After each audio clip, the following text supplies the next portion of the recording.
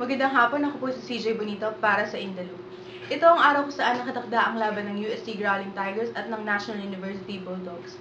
Isang matinding pagsasanay ang isinagawa ng mga Tigers, ngunit dahil nga sa pagkakasuspindi ng isa sa kanilang pinakamagaling na manlalaro kahapon na si Karim Abdul, kinakailangan nilang pagtibayin ang kanilang depensa at opensa sa magiging laban nila ngayon.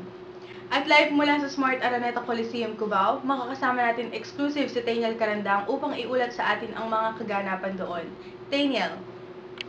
Yes, CJ. Live na live nga tayo dito sa Araneta Coliseum. Aga pa lang ay pumila na ang mga Tomasino upang masaksihan at masuportahan ang UST Tigers laban sa NU Bulldogs. Mapapansin natin ang malakas na hiyawan at suporta ng mga Tomasino sa mga manlalaro ng UST. Bukod sa kanila, namataan din ng ilang propesor na sina Ginoong Nicky Salandanan at Ginoong Crispolo Acuña. Kung buwang ang loob at walang pag-aalinlangan ng mga Tigers na masungkit ang pwesto sa ikatlong ranggo.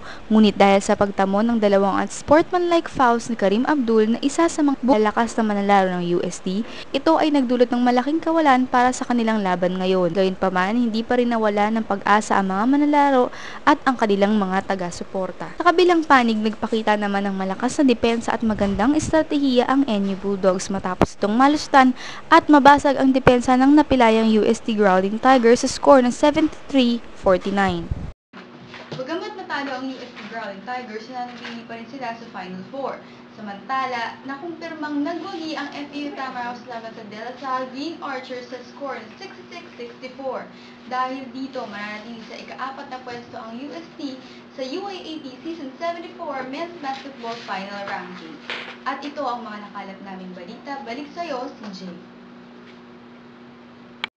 Maraming salamat, Taniel. At para naman sa mga iba pang nagbabagang balita, i-follow nyo lamang kami sa In The Loop 4 Journal 1 o kaya ay tumutok sa aming YouTube account na UST 4 Journal 1. Muli ito po si CJ Bonito, In The Loop.